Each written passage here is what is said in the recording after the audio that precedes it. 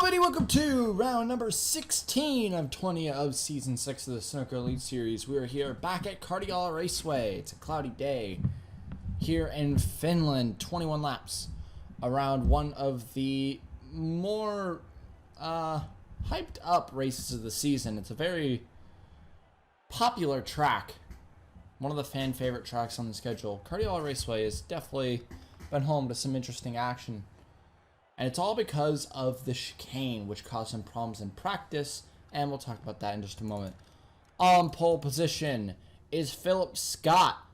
Philip Scott, this is his 4th pole position on the year. This is only the 3rd time someone has gotten 4 or more pole positions in 1 year. Scott looking very strong here today, alongside Jeffrey Finguy with his best qualifying result of the year, P2. It's the first time he sat on the front row at the start of a race. We'll see what Finguy can do in his last race at Karjala. On row 2, you got Ryan Griffin, another person with their best start of the season. Ryan Griffin has been a little mediocre this season, but starting P3 gives him a lot of hope that he could pull together a good race here for Shock Allison Racing. Alongside Dak Jovic and his goodbye tour as well. Jovic, the Scottish driver, the only Scottish driver in the field, trying to get a good result in his last time around Karjala as well. On row 3, you got Aiden Shepard, a pretty big championship threat, and with a lot of big championship threats near the bottom of the field, can Shepard capitalize on that? Alongside Roger Ray, another person who's had a lackluster season, although he did win the Royale. Other than that, he hasn't done too much, but starting P6, looking very strong. On row 4, you got Stephen Thompson in what I believe is his best qualifying result of the year, which was a 9th, but because a few people went to the rear, he is starting in P7.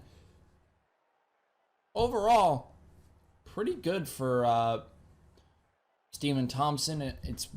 He has been very this season. I believe he's already announced he's going back to Lights to join up back with Seba Sports, so this will be his last time around until we see him probably back around Season 8. And that's alongside Eric Monaco moving to Maverick Wolf next year. He has had a very strong season, and he's hoping to continue it here today, starting P8.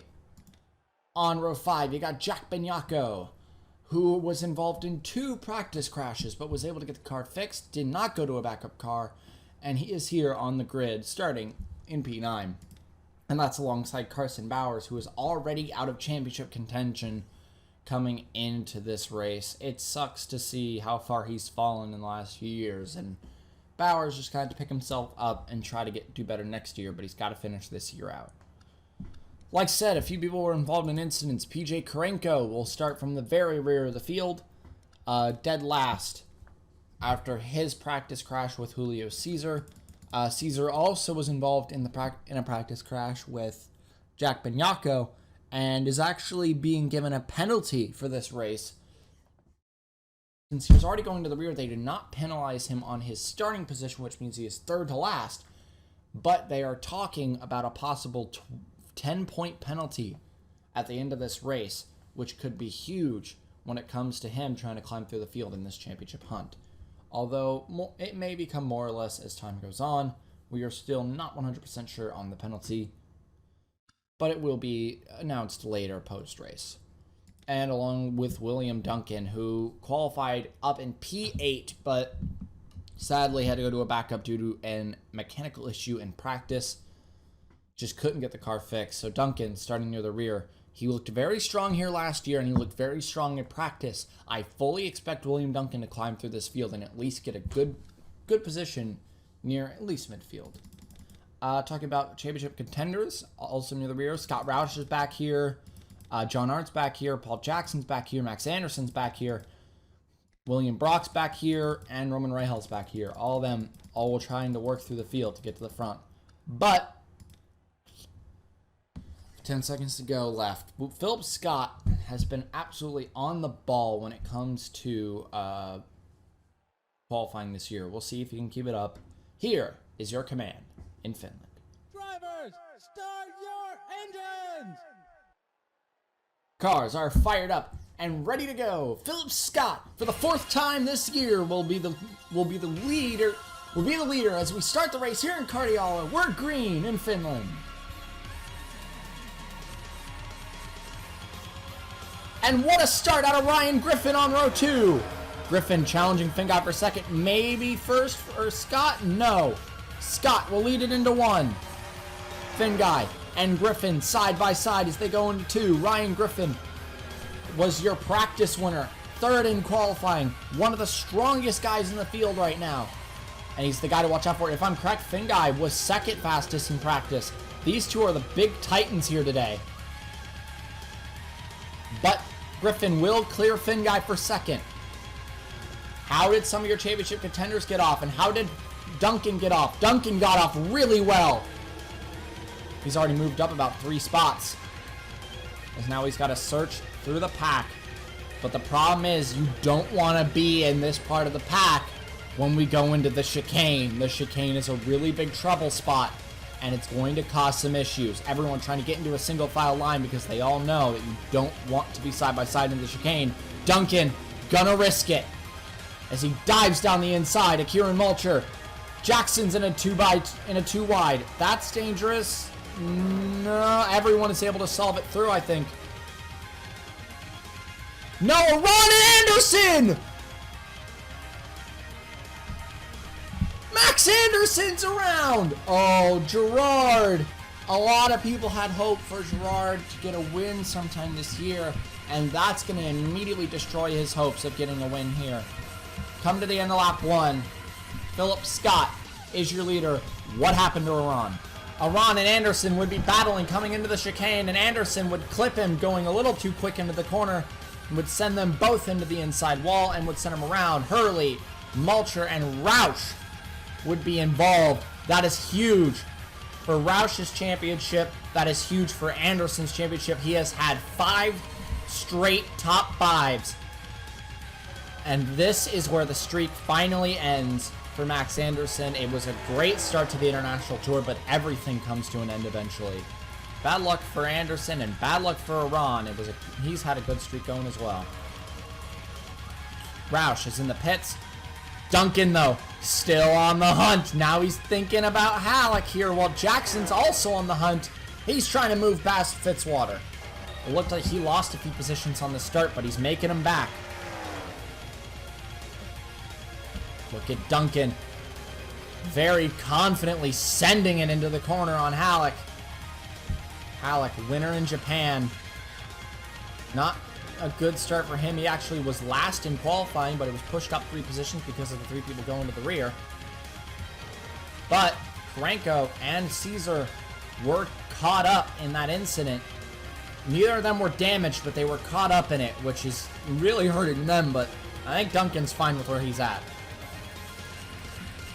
We approach the chicane for the 2nd time.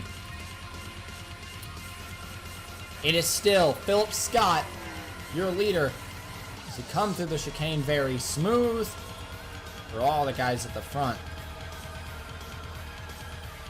Oh, Eric runs it wide. He'll keep it together. Benoit! Oh my God! Pericles and Benoit's around! Oh. Yeah, that was just waiting to happen. And that is huge. That is absolutely huge. Benoit Laverne would be coming into the chicane as well, now with Carson Bowers on him, and they would connect.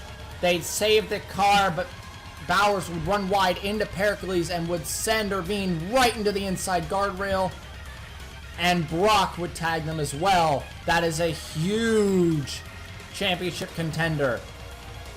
Absolutely huge, and he's out of this race. Duncan continues to make moves. He's now up into 24th. From the rear of the field and 24th on lap 3 is incredible for the 4 car. Now he's starting to hunt down Skylar Johnson as we head back into the chicane once more. This time it looks like we are clean. Everyone's clean through the chicane this time. Oh, a little bit of a tag out of Cranko, but no big deal. They save it. They're still going to keep going. Oh, here we go. Duncan looking to make another move. He's searching. This would be 23rd because Jackson overtook him. Overtook Skyler earlier. Now going for 21st. Jackson continues to be on the move. That Honda is doing wonders for him. And Duncan is going to be making a move as well on Skylar Johnson. Shock Allison Racing has got to be very happy so far because even though Skylar's near the rear, Ravine's out of the race and Bartlett's 28th. So with Griffin all the way up in second, that's what the team needs. Question is, can Griffin track down Philip Scott for the race lead? Scott has already been on one from pole once this year at Pikes Peak. Can he do it a second time? There's Jack Benyako as well, up in the 8th position. He's pretty much stuck where he qualified. He's gained 1 position from where he qualified, so it's been pretty good, if I do say so myself. Who did we pass? I do not know. We're back in the chicane once more. I saw Griffin ran it a little wide, but he's fine. There's Duncan. He did successfully get through Skylar Johnson, but oh, Johnson not clean through the chicane. Fitzwater jets down her inside.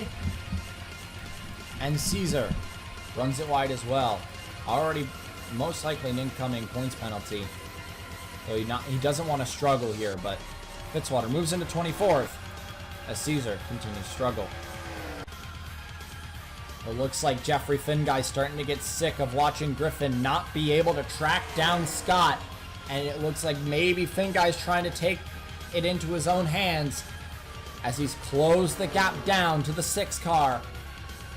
When can he make the move? Oh, he's got much better lines. I also see Roger Ray is starting to hunt down the 5 car as Jovic got through him. Ooh, it looks like Paulson making another move in this corner. He made one on Carlson, I believe it was 2 laps ago, and now on Jack Benyako, he moves into the 8th position. Paulson looking very strong as well early in this race. But Jeffrey Finguy now is your fastest car on track. Keep an eye out for that 41 car as this race goes on. Look back. That is Jackson, who has moved his way into the top 20 now. As now his next target is that 39, Carson Bowers. Bowers partially fought for a title back in, if I'm correct, it was season 3. In the last season we went to Yas Marina, he fought for that title. He was in contention of the finale, but couldn't get it done. Jackson lost that title. He was in the title fight as well.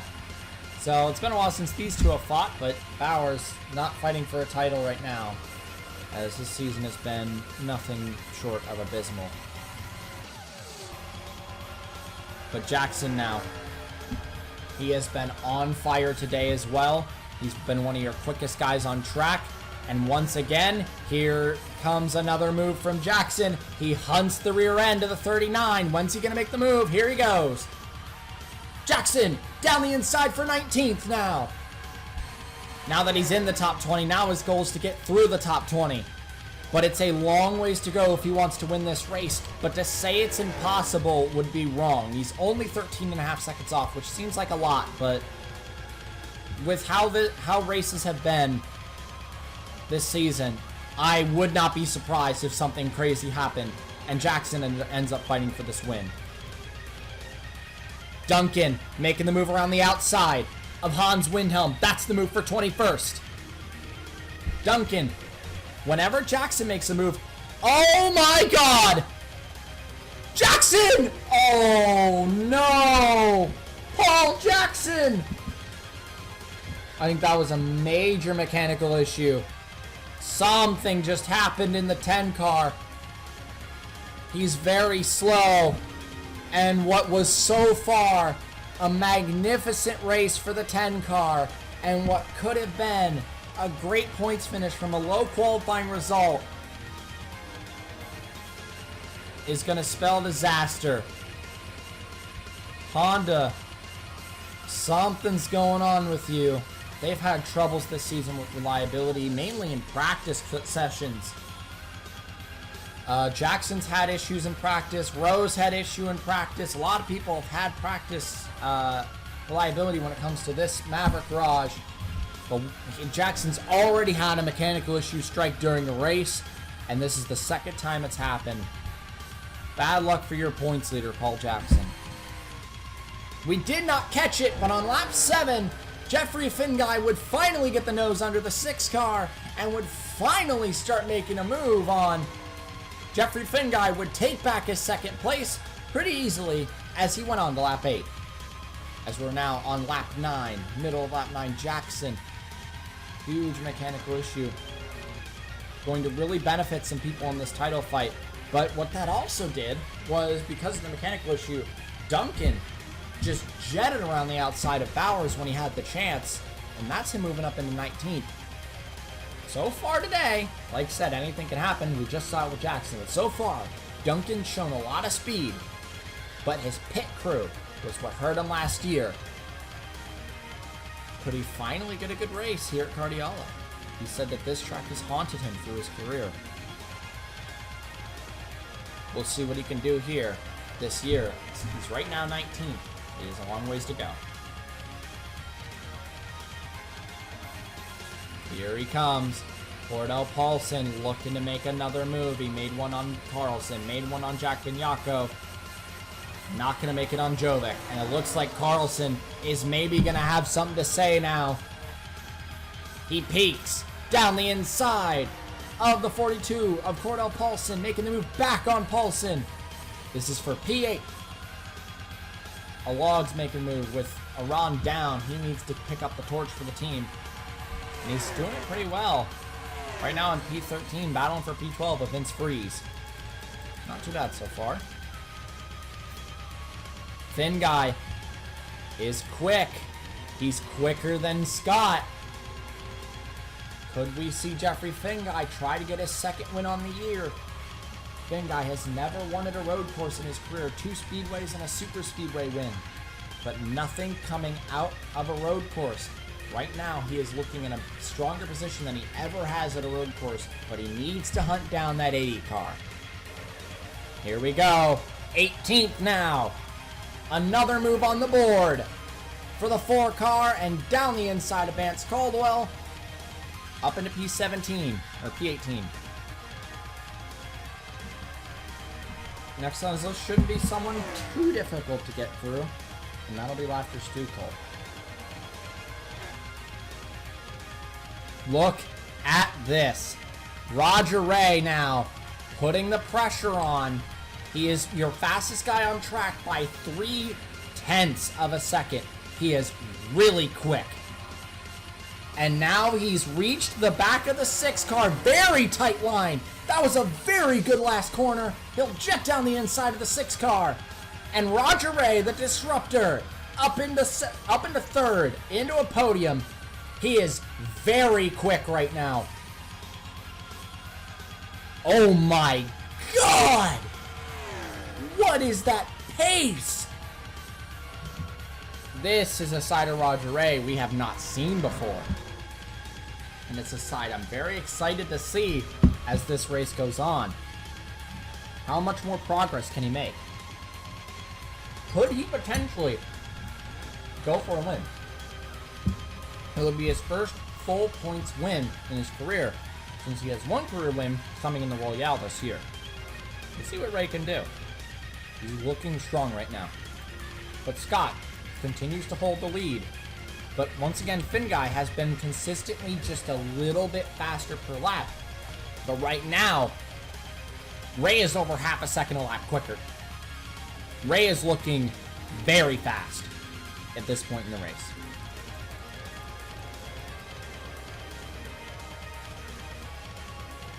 Duncan now already creeping back into another position. He's very close to the 43. Is he going to attempt to move in the chicane? That's risky, but he is looking very confident right now. Nope, he'll stick behind. You can be confident as much as you want, but in the chicane, you can't make a move. Too risky. Anyone who tries is way too reckless. But Duncan, with where he sits right now, I have a feeling what he's about to do.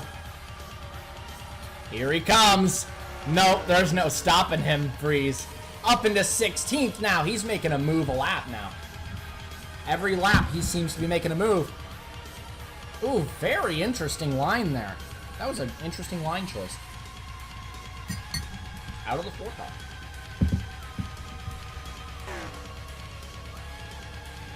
Now. Yeah, that's kind of what I expected to happen. Oh my god! Roger Ray is a lap faster than everyone in the field. What is happening to this 08 car? What did they do? What did they do to this setup to make him this good around the track? Because right now, Roger Ray is on fire. He has a lap 7/10 faster than anyone else has had this race. Ray could be the one to challenge, but pit stops have got to be coming. What will that do? If they come, they should. They came last year. Oh god, he's already made the move for 16th, and now look what he's doing. He's closing in on another move. This is a Maverick he's looking on now. Maverick Wolf car. That's Roman Rahal. One of your higher ups in points who really is going to benefit from Jackson's mechanical issue, even though he's his teammate.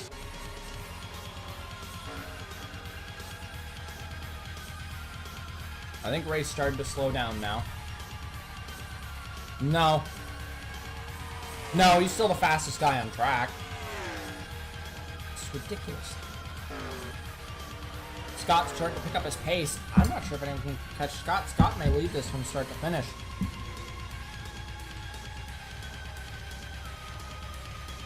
They need to hope that pit stops do come. My only thought, and why they're not pitting is because it's such a cloudy day, these tires are not falling off. The track is not as hot. It's not burning through the rubber like it did last year. Because I believe I mentioned it last year, this is what this track does. It's what a few tracks do, like La Colina as well, where the tires get better and better as the months go on because they heat up. And then they fall off almost instantly.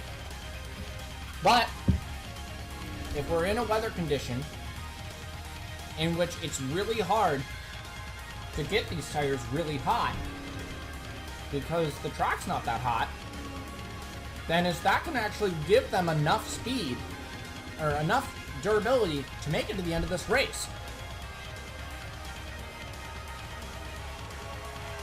But Duncan now searching for a top 15. He's had, this would be his 5th top 15 in a row, if I'm correct, if he can get this done on Rahal. And that's amazing. That's absolutely amazing. Nope, nope, I'm wrong. They're not going to make it. The temperature may matter on the distance they go, but it's not enough. Griffin, the first one to dive. Could that be a really good decision? There he goes, Duncan. It's another move. Top 15. Technically 14th now that Griffin's in the pits. Griffin's undercutting. Risky, but a good thought. Interesting idea. Question is, can he make it work? Fastest guy on track. Now Jeffrey Finn guy. Second fastest lap of the race. They're starting to catch up on him on his fastest lap.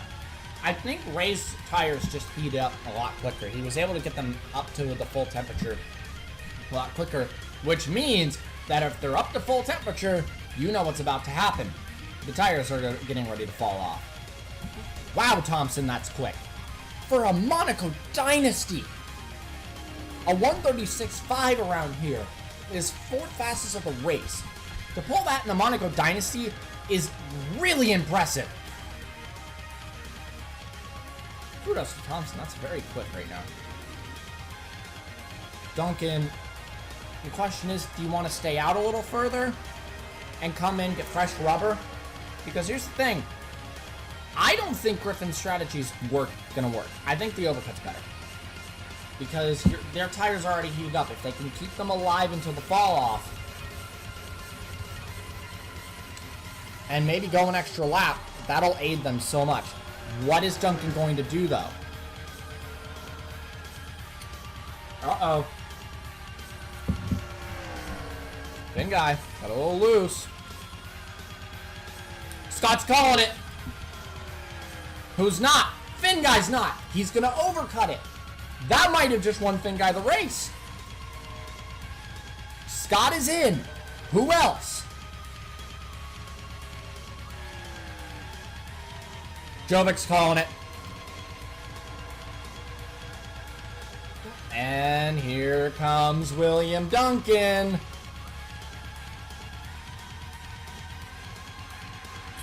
Here comes Scott. He's out of his pit stall. In traffic. That's also important. He's in traffic.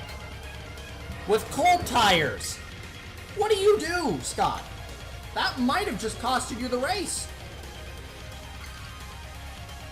These people staying out are making a good choice, in my opinion.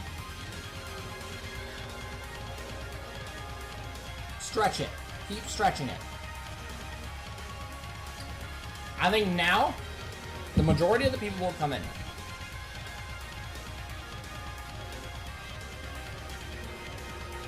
Right now.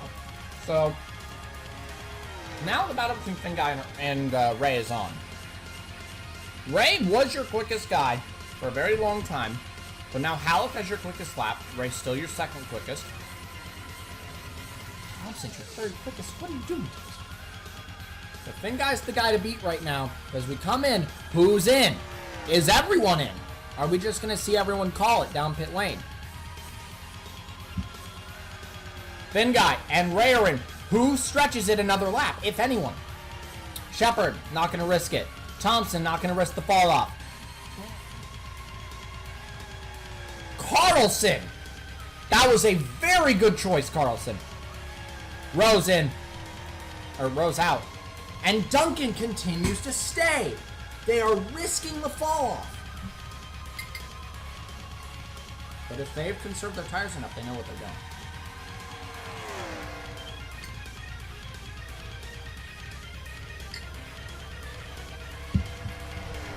We watch the worst. Scott. Oh, Finn Guy's right there! Finn Guy! Oh my god! He's on him! He got him! Finn Guy got him! Jeffrey Finn Guy's in the lead! I think Jeffrey Finn Guy just took the provisional lead. That was so tight out of pit lane.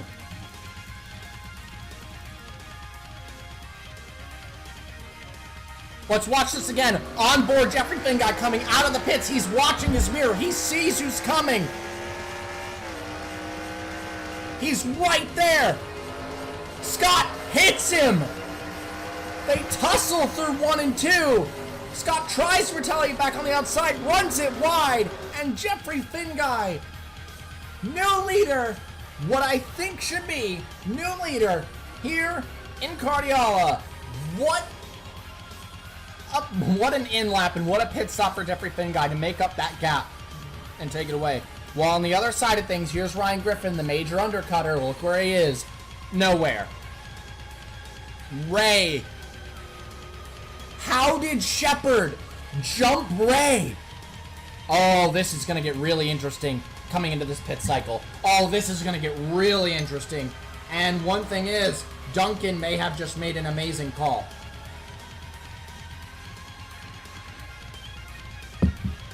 Now it's down to his pit crew. We all know what his pit crew did to him last year here. Ended up handing Vincent the win. What about this time? And he gained some spots. Are you staying out again? No way! Did you conserve enough? They did! You can conserve! I told you! The temperature mattered! The heat mattered. There is not as much heat as there was last year. And you can conserve these tires a little bit longer. Just a little bit longer. And Carlson just won this race. Duncan just got 5th. What just happened? How did you conserve that much? These people came in 2 laps before you guys. They gave up. They couldn't make it. Do they have the fuel to make it to the end, or are they going to coast to the finish? I can't believe it!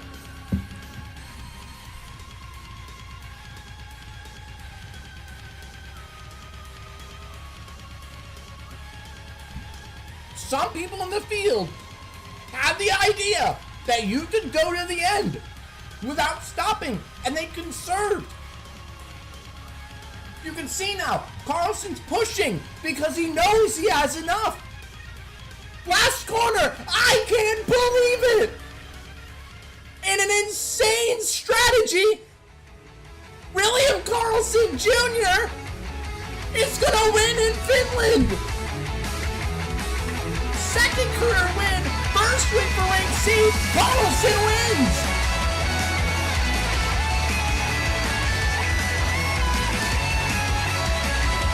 How did they conserve that? And Finn guy, what an effort to get into 12th, to get into front of Scott. It was an amazing effort, but it's not enough because there were how many people? 11 people who had the thought, maybe I can make it. And they risked it, and it worked. I can't believe, though, the winner of this race, William Karlsson Jr., just stole the win. Right out from everyone's nose. Karlsson robbed Finn guy of this win. Rose in second, Monaco's in third, Alog's in fourth. Duncan from second to last to fifth because he conserved enough. Sunoco conserved enough to get seventh. Sixth for Benyako. Are you kidding me?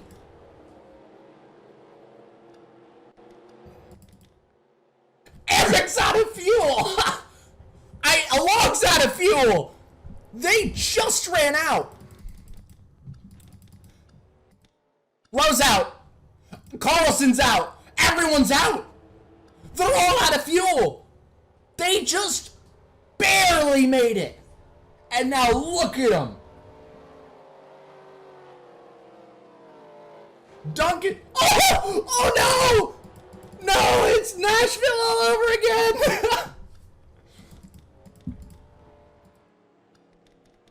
They are all out of fuel. Scott's just kind of coasting through like, what's happening here?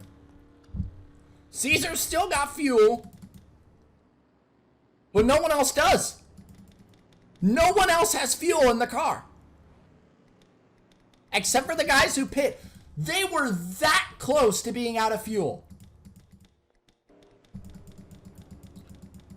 I can't believe how that ended.